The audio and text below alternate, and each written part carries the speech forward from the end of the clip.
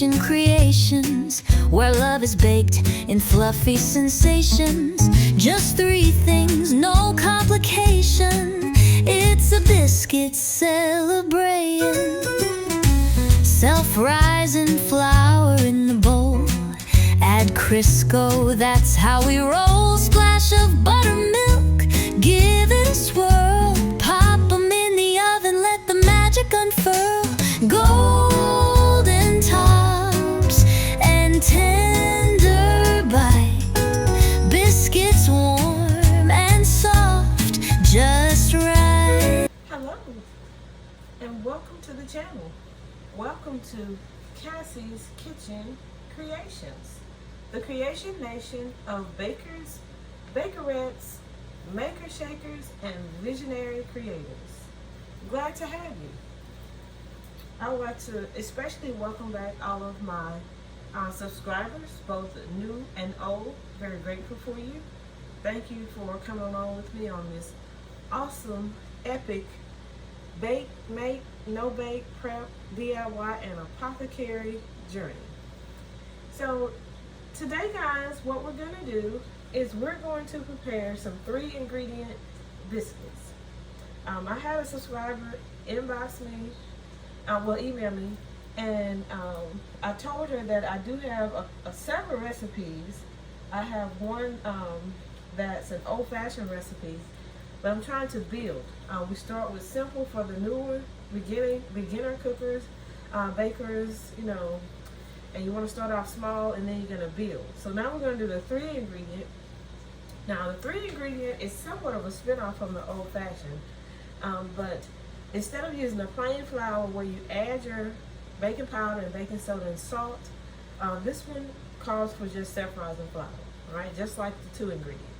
So this is, again, you want to build. You don't want to bring out the old-fashioned method, which has a lot of steps, a lot of ingredients, and people's like, well, I don't know where I went wrong. So we're starting out with very simple recipes that you can actually modify and make your own. You can substitute different oils. You can substitute butter and use butter. You can substitute and use lard. You can use any milk of choice. So the first thing we're going to do on this one is we're going to take our self-rising flour and we're going to sift it. Right?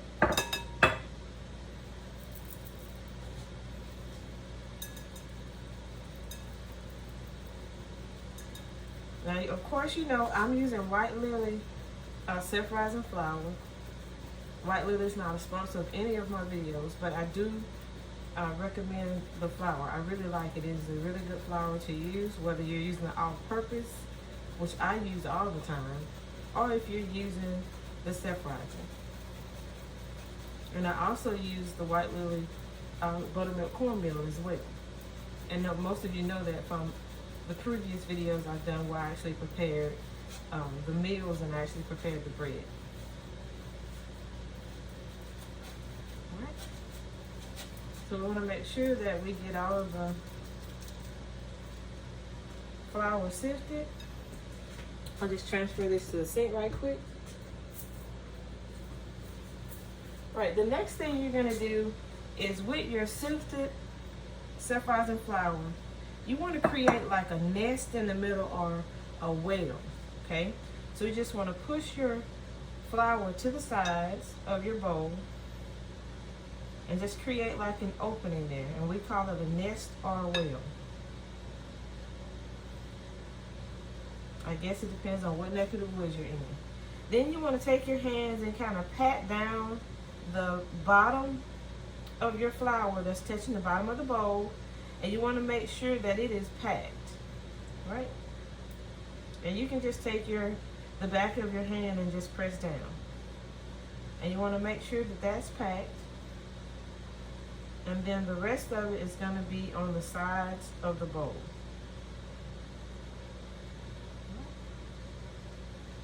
All right.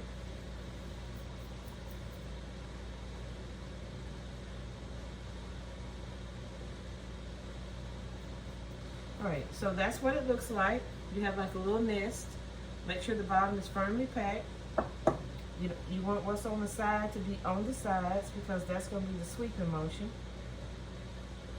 The next thing you want to do is you want to add your neutral shortening of choice.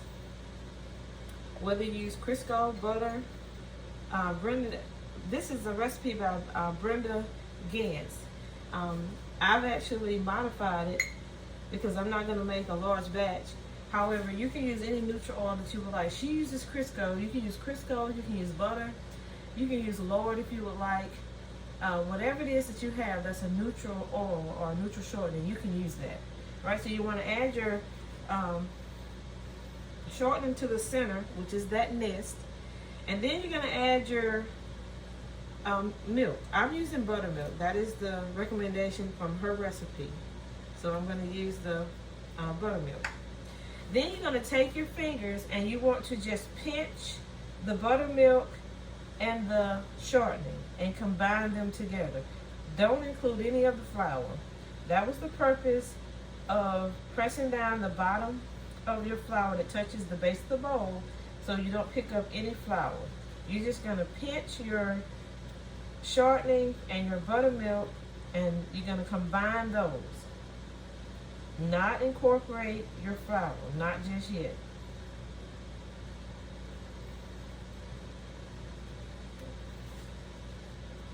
Okay? And the more you do it, the quicker you'll get at it.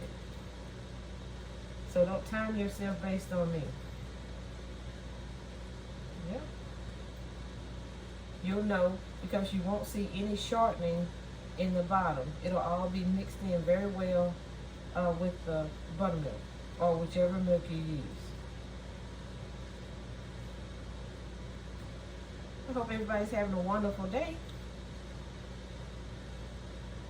Getting all that visionary creators juices flowing, editing videos and get ready to post and upload.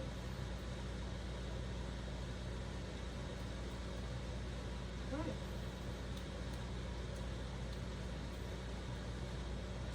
So once you get the butter, milk, and the shortening combined, you will then start to incorporate your flour. So you will sweep around the top of your bowl towards the center, and you will again pinch, and you will start combining that flour with your shortening and your buttermilk. Slow and steady, no rush.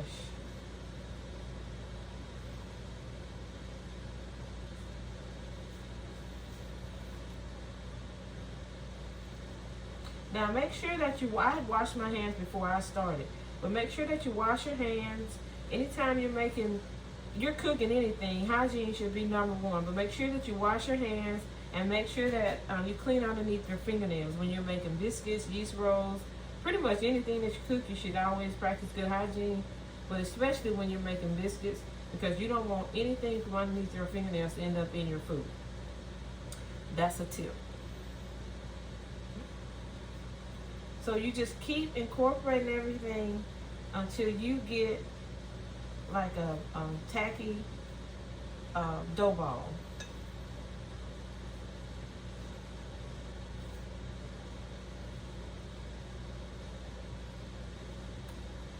And this takes a minute, so I'm going to place you on a brief pause.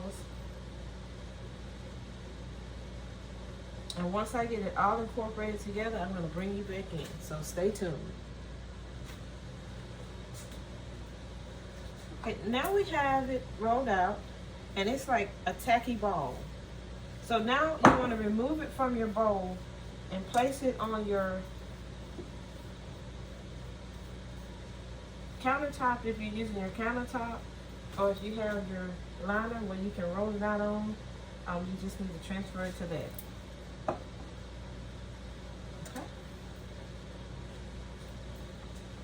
And we'll sit this in the sink as well.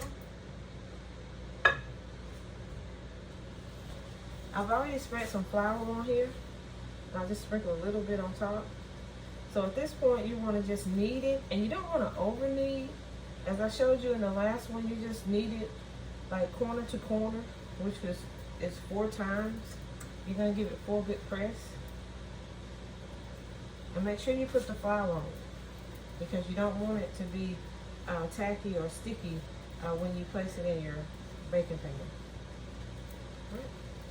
So now you fold over once, push down, fold over a second time, push down, third time, we're bringing all our corners in to the center, and you just press it down. And you want it to be about 2 inches thick. If you would like to roll yours out thinner, you can knead them out with your hand, or you can knead it out with your rolling pin, whichever you prefer. I'm going to sprinkle just a little bit more flour here.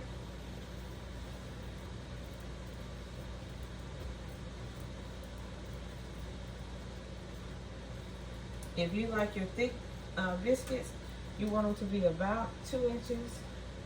If you like them thin, you want to knead them out just a little more. So now you're ready to take your biscuit cutter or whatever you use, and you just simply cut your biscuits out. I always press mine from the center, because the center usually has that little hump in it, and that one usually is a thicker biscuit, so I just usually spread that one out just a little bit more. All right. So then you want to just cut out the biscuits. You cut them out to the consistency you would like. Remember not to twist with whatever it is that you use, because you want them to be moist. And if you twist it, you're going to seal the corners and they're going to be dry. So that's the thickness that I chose. I've already greased my wrought iron skillet with the same neutral oil that I placed in them. So I'm just going to position them in the pan.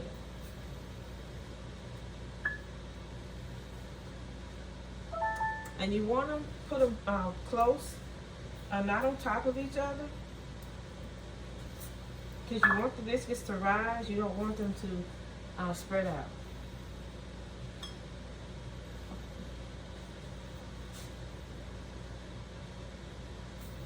And I try to cut mine close corner so that I can get the most out of the dough that I have.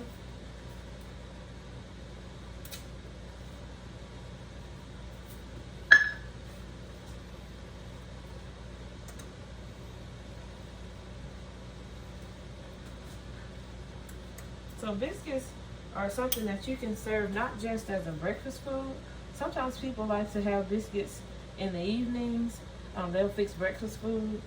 You can have biscuits anytime. It's not just exclusive for breakfast. My oven is telling me that it's ready, and I'm almost ready.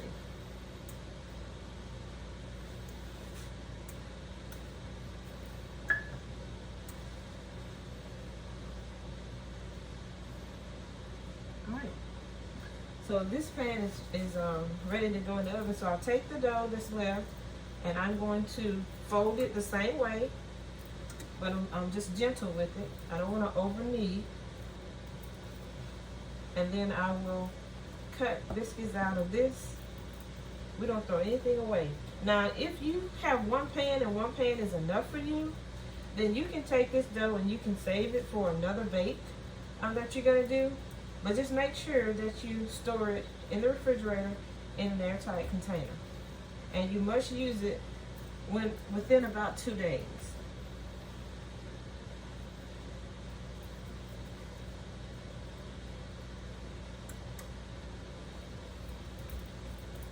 Okay. So then for this one, I will do the same thing. I will just simply press down without twisting, and I will cut out the remaining biscuits.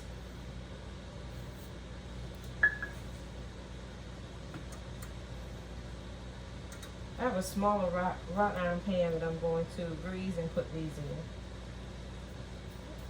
So with the dough that's left, like I said, you just keep kneading and roll it out. Make sure that you continue to add flour to it so that it has the same consistency. It's not sticky or tacky and like sticking to your hands or to the container or to the paper or the rolling pin or your counter or your cutter. Whatever you're using to cut them out, just make sure that everything is consistent. So So we'll cut these out.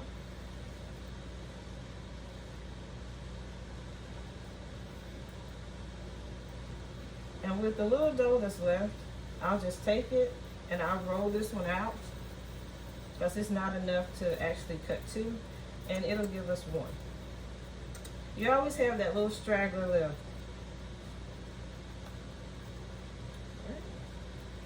And now the biscuits are going to be ready to go in the oven.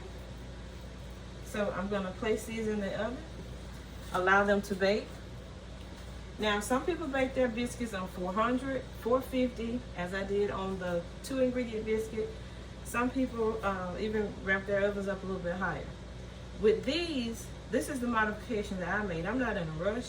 So I'm going to bake these at 350 degrees Fahrenheit. It usually takes 10 to 12 minutes, 15 at the most, depending on your oven and your oven temperature for the biscuits to be ready. So I'm going to place these in the oven.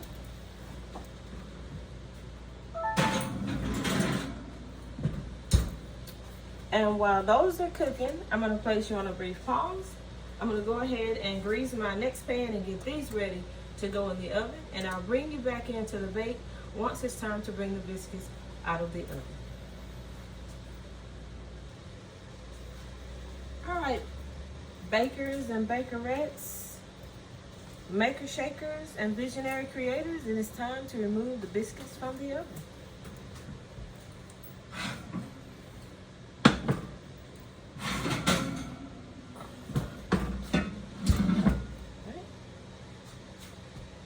This is what they look like.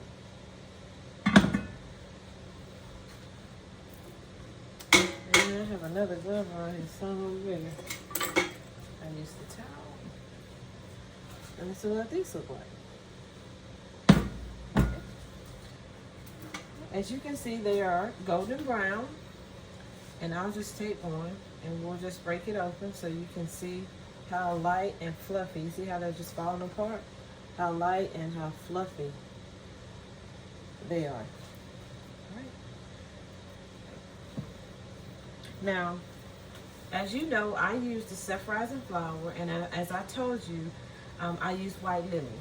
Now, self-rising flour, it already has the baking powder in it, and so baking powder is, of course, a base, and so the self-rising flour is what is going to give the biscuits that fluffy texture that it has. Very soft and very fluffy. The buttermilk, on the other hand, is acidic. So it's going to interact with that baking powder that's in the self-rising flour. And that buttermilk is what's going to give the biscuits the taste, that biscuit taste that everyone is addicted to, except me, because I'm not a big biscuit fan.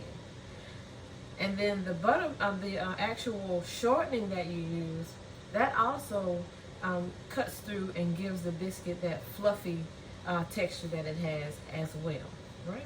And remember, when you cut the biscuits out, do not twist it, your biscuit cutter or whatever you use to cut them, because that seals the outer corners of your biscuits and it makes them dry, as opposed to just cutting them out and placing them in your baking pan or your wrought iron pan, and they come out with the rough edges, as you can see here, with the rough edges. And those rough edges is what helps to keep the biscuits moist, as opposed to sealing them off on the sides and then they come out a little dry, right? Okay, so I will place you on a brief pause, and then we'll come back and I'll do a taste test.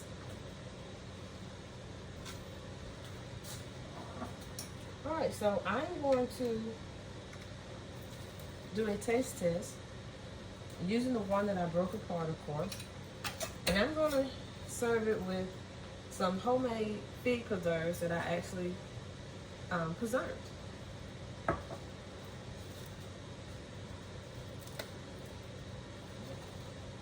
If I eat biscuits, I usually use grape jelly.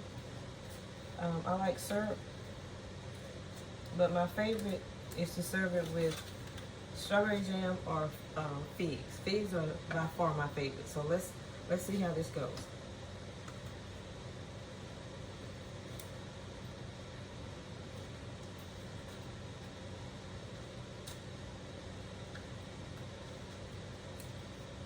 They're really good.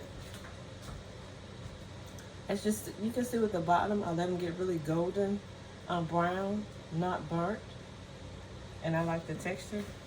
I'm not a biscuit person. I'm kind of finicky. And when it comes to, I'm just really not a bread person, but when it comes to biscuits or breads or yeast rolls, which I would prefer a yeast roll, I'm like really, really picky as to how I want it.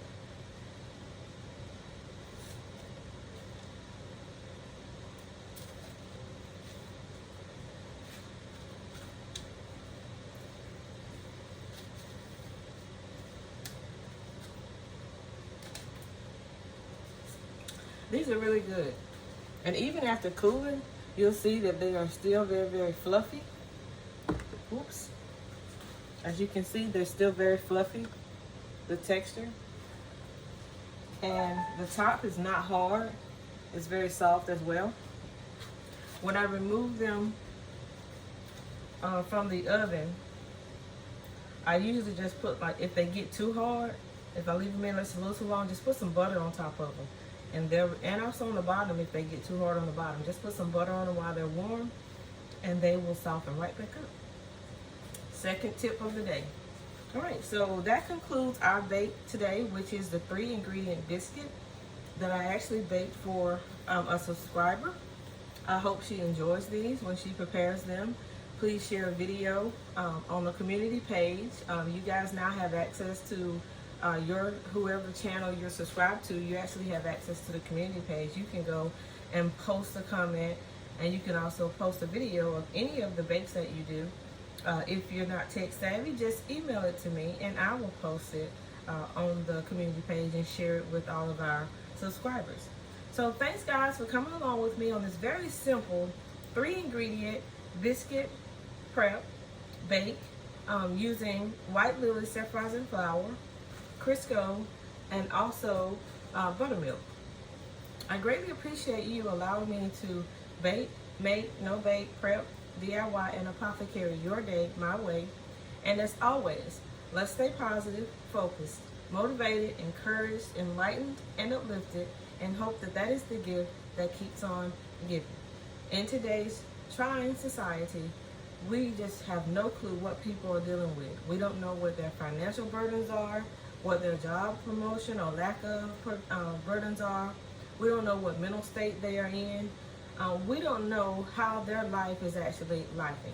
So let's stay positive, greet everyone with a warm hello and a warm smile, and let's hope again that our positivity rubs off, makes someone day, and that gift keeps on giving. So have a good one, guys, and I will see you on the next one. Bye.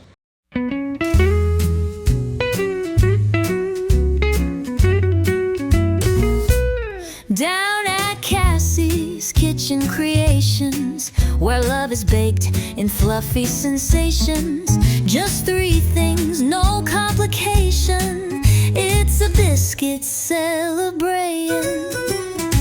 Self-rising flour in the bowl. Add Crisco, that's how we roll. Splash of buttermilk, give it a swirl. Pop 'em in the oven, let the magic unfurl. Golden tops and tender bite. Biscuits warm and soft, just right. From Cassie's heart to your plate. 3 little things that taste so great. So grab a pan, don't make a fuss. Bake like Cassie, come join us. Simple, southern, soft and true. Cassie's biscuits made for you.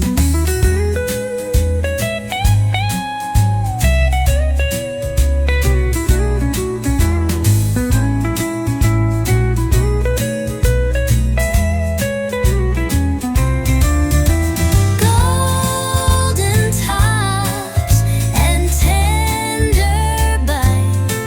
Biscuits warm and soft, just right. From Cassie's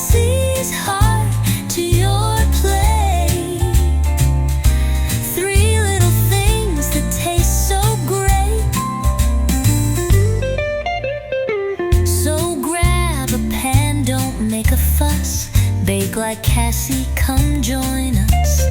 Simple, southern, soft and true. Cassie's biscuits made for you.